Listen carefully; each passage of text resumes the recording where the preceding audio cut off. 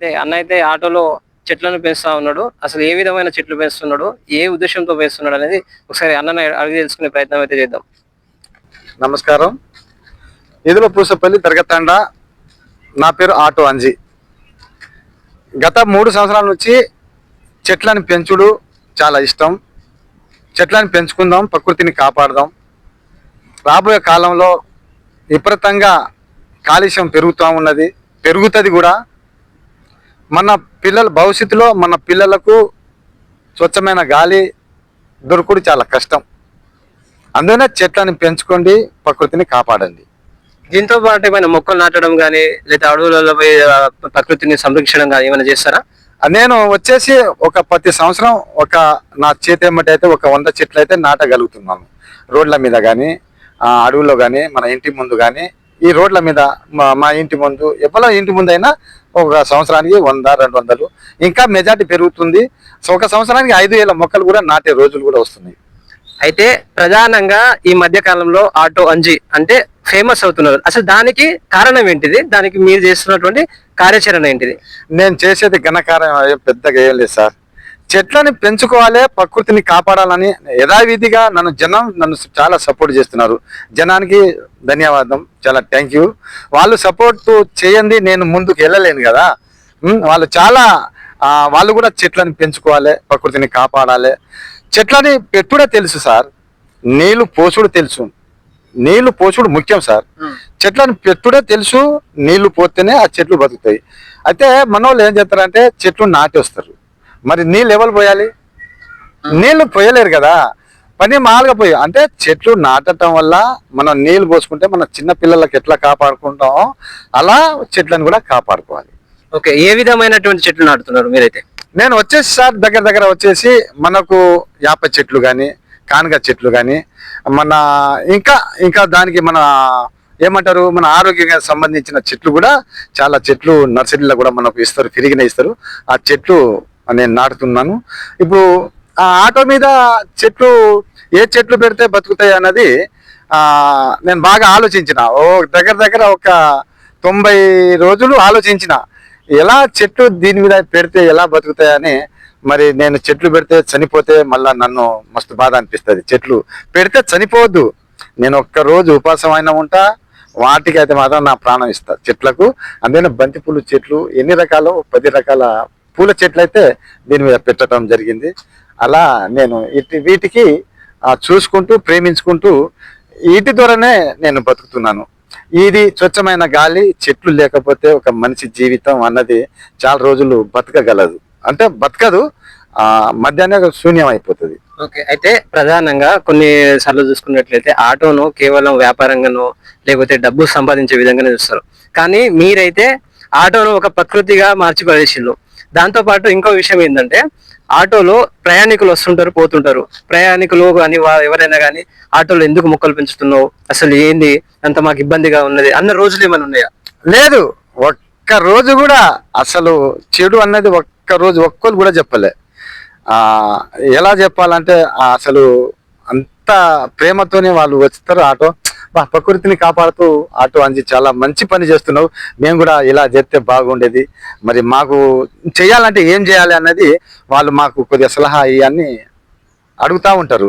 అమ్మ ఇలా చేసుకోవాలి, మీ ఇంటి ముందు మొత్తం గచ్చు చేపించుకోవద్దు, ఒక్క రూపాయల ఆటన వంతు అయినా మట్టి, దానికి ఒక భాగం 2 భాగాలు చేసి ఆ మట్టి భాగంలో చెట్లు పెంచుకోండి. మొత్తం గచ్చు చేపించుకుంటే హైదరాబాద్లో సిటీలో చూస్తే సార్ కాలుష్యం విపరీతంగా పెరుగుతుంది. విపరీతంగా పెరిగి చెట్లు అయితే లేవు అక్కడ. మొత్తం రోడ్ల మీదనే మన గవర్నమెంట్ చెట్లు పెట్టినే ఉన్నాయి. చెట్లు పెడతారు కానీ నీళ్లు పోసుడు అయితే అక్కడ ఎవరు ఉండరు సార్. అందుకనే చెట్లు పెట్టుకున్నప్పుడు నీళ్లు మాత్రం బాగా పోయాలి సార్. మనం దూపైతే ఎన్నో సార్లు నీళ్ళు తాగుతాం, ఒక మనిషి 10 లీటర్ల వాటర్ తాగుతాం ఒక్క రోజుకు. ఈ చెట్లకు 2 రోజులకు ఒక్కసారి నీళ్ళు పోతే అయితే సార్. ఇదే ఆటో మీద ఇటు మొదలు పెడితే ఖమ్మం, ఒడిశా, ఛత్తీస్గఢ్, అదే విధంగా ఏటు నాగారం, భద్రాచలం లాంటి ప్రాంతాలకు కూడా ఆయన వెళ్ళి కొందరిని ప్రకృతిని ప్రేమించాలి, ప్రకృతిని కాపాడుకోవాలి, ప్రకృతి మనకు జీవనాధారం అనే ఉద్దేశంతో కొందరికైతే మోటివేషన్ కూడా చేయడం జరిగింది. అసలు ఆ మోటివేషన్ వెనుక ఆయన దాగి ఉన్న ఆంతర్యం ఏంటిదో కూడా ఒకసారి అన్నని అడుగు తెలుసుకునే ప్రయత్నం అయితే చేద్దాం. అన్న మీరు చెప్పండి. ఈ ఆటో వేసుకొని ప్రకృతిని కాపాడుతూ నేను ఒక్క కాడనే ఉంటే నా జీవనం సాగదు కదా.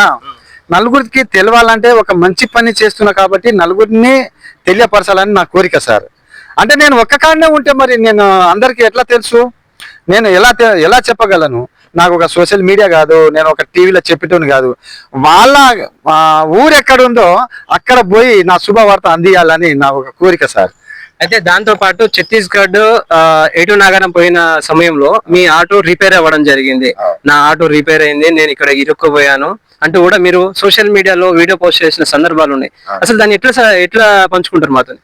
సార్ ఇప్పుడు మనిషి ఉన్నప్పుడు జ్వరం వస్తుంది, తలకాయ వస్తుంది, అన్ని విధాలుగా నడుతుంది. ఆటో కాదు సార్, అది నడిచి నడిచి కూడా పంక్చర్ అవుతుంది, లేకపోతే దాని ఒక ఇంజన్ ఒక గేర్ వైర్ అయినా తిరుగుతుంది. అలాంటి ఇబ్బందిని ఎదుర్కొన్నా అవన్నీ కామనే సార్. అన్ని ఇట్లా ఇబ్బంది అయితే అంటే మనం టూర్ వెళ్ళలేము, మనం ఈ శుభవార్త అందియలేము. అందుకనే బండికి ఏదైనా అయినా కూడా ఓపికతోని చేసుకుంటూ, నాకు జ్వరం వచ్చినా నేను ఓపికతోని చేసుకుంటూ ఈ శుభవార్త వాళ్ళకి అందియాలని నేను భద్రాచలం, కొత్తగూడెం, మళ్ళీ అటు ఛత్తీస్గఢ్, ఒడిశా అక్కడికి పోయి, ఒడిశా కాడికి పోయి, ఛత్తీస్గఢ్ గుట్టల మీద పోయి నా ఇండియా ముద్దు బిడ్డల పేరు మీద, అందులో ఒకటి మళ్ళీ చదువుకున్న పిల్లల పేరు మీద, నా ఎంతమంది ఫాలోవర్స్ ఉన్నారు వాళ్ళ పేరు మీద, మన కుటుంబం పేరు మీద, మా అమ్మ డాడీ పేరు మీద, మళ్ళీ నాకు మళ్ళీ బ్యాడ్గా కామెడీ కూడా రాసిరు చాలా మంది. రాసినా నేను ఇవన్నీ నేను పట్టించుకోను. వాళ్ళ పేరు మీద కూడా మీ కుటుంబం బాగుండాలని అక్కడ ఛత్తీస్గఢ్ గుట్ట మీద కూడా చెట్లు నాటడం జరిగింది సార్.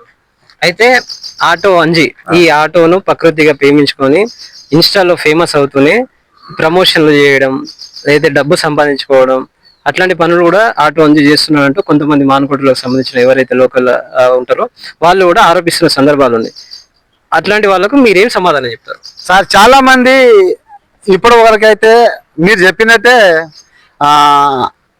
అంజీ నువ్వు చేస్తున్నావు కరెక్టే ఉంది, కానీ మరి మీరు పైసల ఆశ కోసం ఏమైనా చేస్తున్నావా అని చాలా మంది అడగటం జరిగింది. చాలా మంది అడగటం జరుగుతుంది. అట్లా అడిగినప్పుడు నేను వాళ్లకు సమాధానం ఏం చెప్తున్నానంటే ఇదంతా ఫేక్ సార్. ఎంతో మంది సినిమా హీరోలు ఉంటారు, వాళ్ళ సినిమాల హీరో ఉంటారు. ఒక్కొక్క సినిమా తీసినప్పుడు వాళ్ళు కోట్లు లక్షలు కోట్ల మీదనే ఉంటుంది వాళ్ళది. నేను అలా కాదు, ఒక్క రూపాయి ఎవరి మీద ఆశపడి ఒకళ్ళ మీద ఆధారపడి బతుకుతలేను. నా ఆటో మీద వచ్చిన డబ్బులకు నేను ఇంకా 10 రూపాయలు ఇంకా ఎవరైనా హెల్ప్ చేస్తా.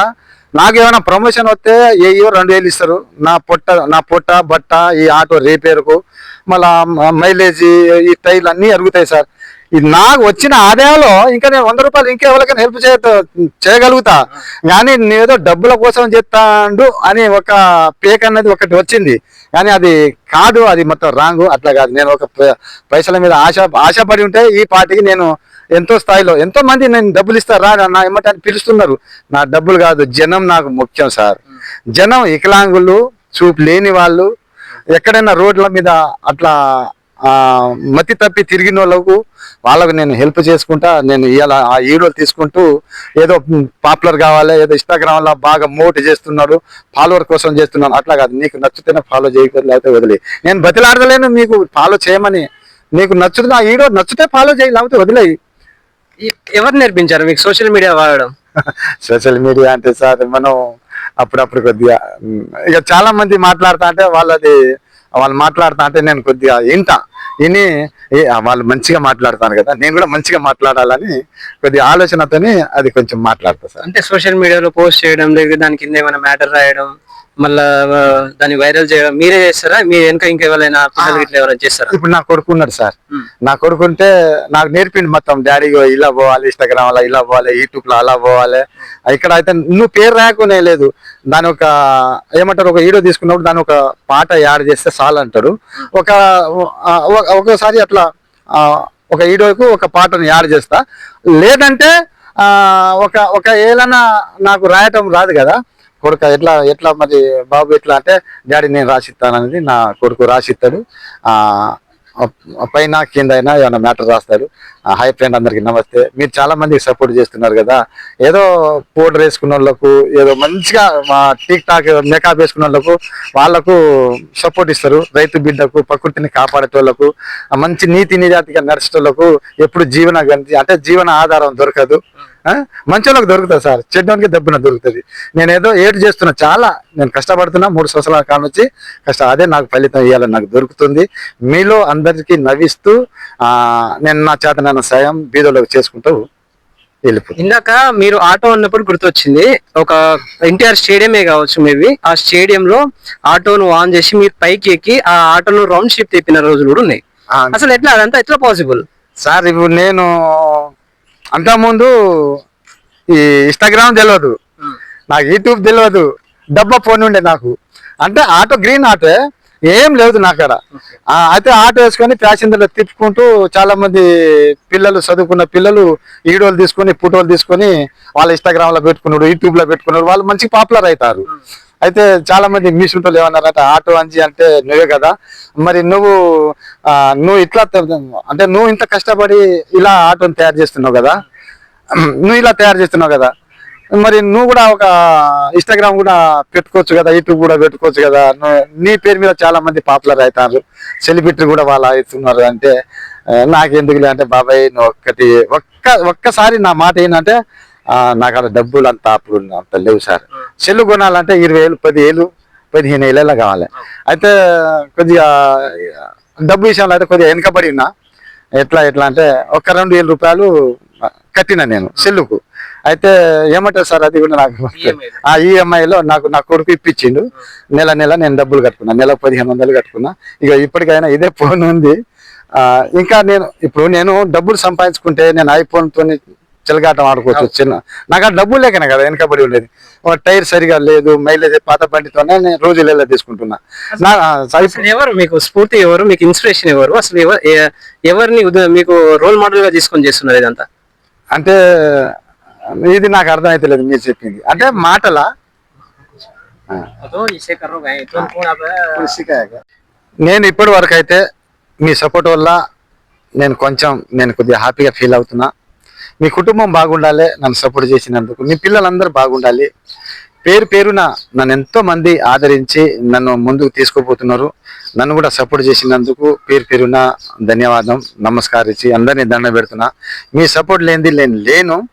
మీరుంటే నేను ఇంకా కొంచెం ముందుకు పోయి మంచి వీడియోలు తీసి మీ ముందు ఇంకా నవ్విస్తూ అందరినీ ఏమంటారు ఖుషితోని ఉండాలి. ప్రేమతోని అందరూ పంచాయతీ పెట్టుకోవద్దు, తాగి డ్రైవింగ్ చేయవద్దు, ఇంట్లో గొడవ పెట్టుకోవద్దు. మీరు తాగి డ్రైవింగ్ చేస్తే ఏగానికి కిక్కు, కుటుంబానికి ఎవరు దిక్కు. రోడ్ల మీద మన బతుకైతుంది, వాళ్ళు మన కుటుంబం వచ్చి రోడ్ల మీద పడతారు. అందుకనే తాగి డ్రైవింగ్ చేయొద్దని నా మనవి. మీరు కూడా అన్నదమ్ములు అందరూ కలిసి ఉండాలి నా ఎంతో కోరిక. మేము కూడా అన్నదమ్ములం పంచాయతీ పెట్టుకున్న రోజులు ఉన్నాయి. కాకపోతే పంచాయతీ పెట్టుకుంటే ఏం లాభం ఉన్నది, దాంట్లో ఏం ఇన్కమ్ ఉన్నది? పంచాయతీ పెట్టుకుంటే దెబ్బలు తగిలితే హాస్పిటల్లో పాలైతే డాక్టర్లు బాగుపడతారు, పంచాయతీ పెట్టుకుని పోలీస్ స్టేషన్లో పోతే పోలీసులు బాగుపడతారు. అందుకనే పంచాయతీ పెట్టుకోవద్దు. నిదానంగా ఏమైనా ఉంటే మాట్లాడుకోండి, నలుగురిని కూర్చోబెట్టుకోండి. ఎందుకంటే నేను మీ ఆటో అంజి, మీ ఆశీర్వాదం ఎల్లకాలం నా ఉండాలి. నేను ఎప్పటికీ మీ రుణపడి ఉంటా. ఇలాగే నన్ను సపోర్ట్ చేసినందుకు చేయాలని నేను ఎంతో కోరుకుంటున్నాను. మీ అందరికీ నమస్తే. Thank you.